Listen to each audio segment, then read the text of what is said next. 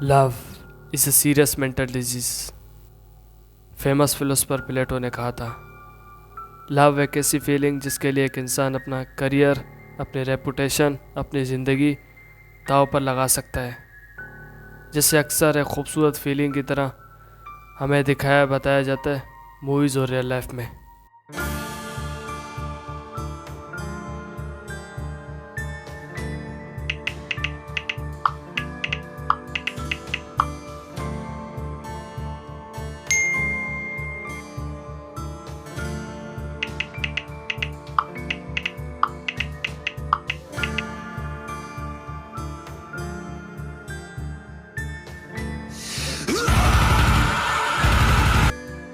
The science of love and extreme mental और physical pain of broken heart.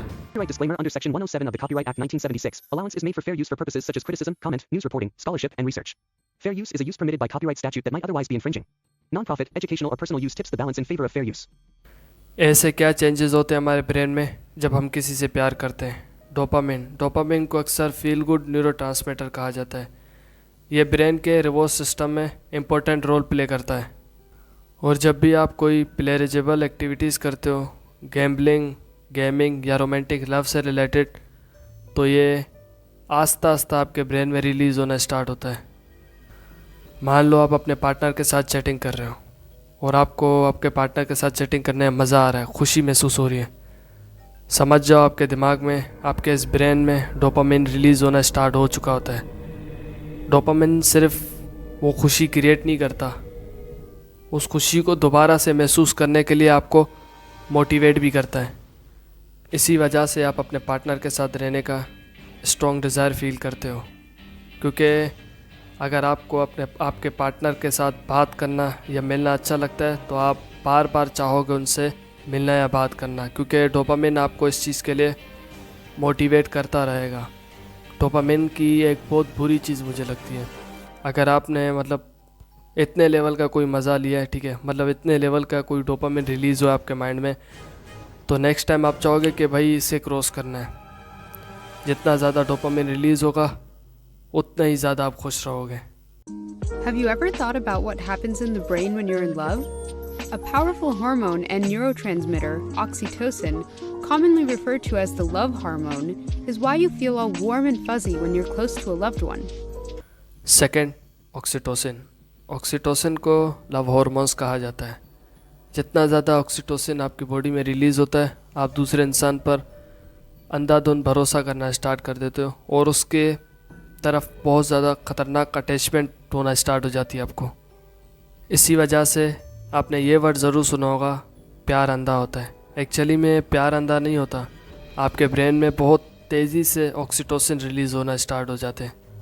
ये stress और anxiety के level को रिड्यूस करता है और आप अपने पार्टनर पर कंप्लीट भरोसा करना स्टार्ट कर देते हो। जब आप किसी के प्यार में डूबे होते हो ना, उस वक्त आपके ब्रेन में लिम्बिक सिस्टम बहुत ज़्यादा एक्टिवेट होता है। लिम्बिक सिस्टम ये एक प्रीमेटिव ब्रेन रीजन है जो हमारे इमोशंस को कंट्रोल करता है। ये सिस्टम ब्रेन के बहुत इनसाइड होता है और अपने साथ कुछ पार्ट्स को कंट्रोल करता है, जैसे एमिगडाला, हाइपोकैम्पस एंड हाइपोथैलेमस। कुछ वर्ड्स अगर सही प्रोनाउंस किए तो उसके लिए सॉरी। एमिगडाला ये इमोशंस के बीच में होता है, स्पेशली डर और खुशी के। और जब हम किसी से प्यार करते हैं तो ये बहुत ज़्यादा एक्टिवेट होता है और हमें बहुत ज़्यादा खुशी का एहसास होता है। हिप्पोकैम्पस ये मेमोरी बनाने में और उसे स्टोर करने में हमारी हेल्प करता है। बेसिकली ये कनेक्शन और एहसास याद दिलाता है हमें। हाइपोथैलेमस ये बॉन्डिंग और आपके पार्टनर के साथ आपके अटैचमेंट को और ज़्यादा बढ़ाता है। आप भी यही सोच रहे होंगे, भाई इसमें सब ठीक ही तो है। एक इंसान जब किसी से प्यार करना स्टार्ट कर देता है, वो मोटिवेट रहता है, स्ट्रेस उसकी लाइफ में ख़त्म ही हो जाता है या ना के बराबर होता है, एंजाइटी जैसी चीज़ों से दूर रहता है, ख़ुद को संवारना स्टार्ट कर देता है, अटैचमेंट फील करता है किसी के लिए, इमोशन वाला इंसान बन जाता है, ठीक है, उसके एम्पैथी बहुत ज़्यादा होती है उसके अंदर। सो इसमें डार्क साइड का है। Where is dark side? सोचो आप किसी से प्यार कर रहे हो, बहुत ज़्यादा खुश हो अपनी लाइफ में, डोपामिन रिलीज़ हो रहा है जिसकी वजह से मोटिवेशन भी आपकी हाई है, आपको उस पर बहुत ज़्यादा ट्रस्ट है। ऑक्सीटोसिन रिलीज़ होने की वजह से आप एंजाइटी और स्ट्रेस जैसी चीज़ों से दूर हो।